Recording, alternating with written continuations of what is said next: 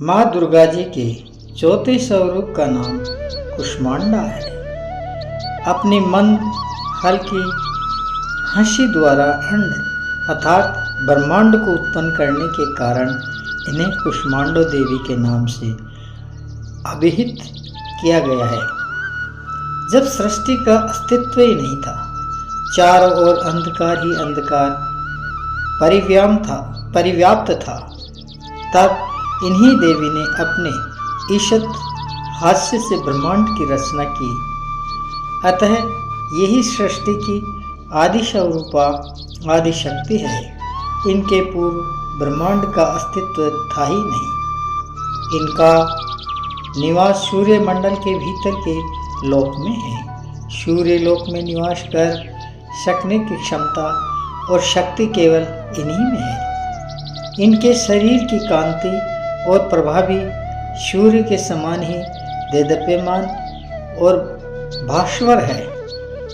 इनके तेज की तुलना इन्हीं से ही की जा सकती है।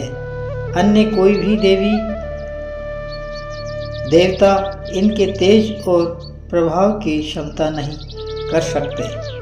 इन्हीं के तेज और प्रकाश से दसों दिशाएं प्रकाशित हो रही है। ब्रह्मांड की सभी वस्तुओं और प्राणियों में अव्यवस्थित तेज इन्हीं की छाया है। इनकी 8 भुजाएं हैं, अतः ये अष्टभुजा देवी के नाम से भी विख्यात है।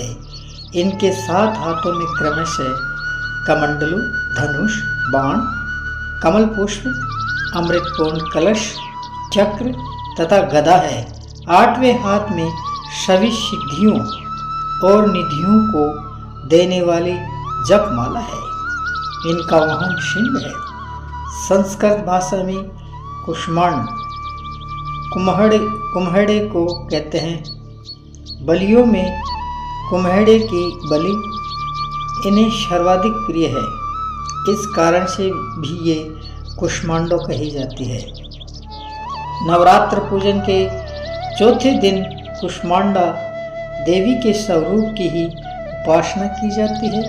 इस दिन साधक का मन अनाहत चक्र में अव्यवस्थित होता है, अतः इस दिन उसे अत्यंत पवित्र और अचंचल मन से कुष्मांडा देवी के स्वरूप को ध्यान में रखकर पूजा उपासना के कार्य में लगाना चाहिए। माँ कुष्मांडा की उपासना से भक्तों के समस्त रोग, शोक, विनष्ट और अनिष्ट कार्य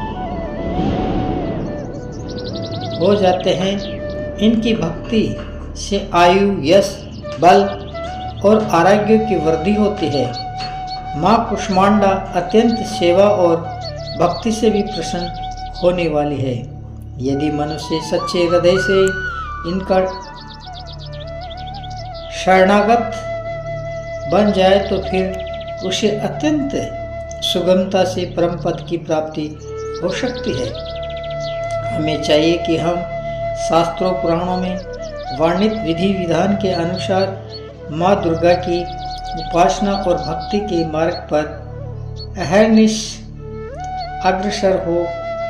माँ के भक्ति मार्ग पर कुछ ही कदम आगे बढ़ने पर भक्त साधक को उनकी कृपा का सूक्ष्म अनुभव होने लगता है। यह दुख स्वरूप संसार उसके लिए अत्यंत सुखद और सुखम बन जाता है। माँ की उपासना मनुष्य को सहज भाव से भवसागर से पार उतारने के लिए सर्वाधिक सुगम और श्रेष्ठकर मार्ग है। माँ कुष्मांडा की उपासना मनुष्य को आदियों व्याधियों से सर्वथा विमुक्त करके उसे सुख, समृद्धि और उन्नति की ओर ले जाने वाली है। अतः अपनी लौकिक पारलौकिक उन्नति होने वालों को इनकी उपासना में सदैव तत्पर रहना चाहिए। जय जगदम्बा, जय दुर्गा।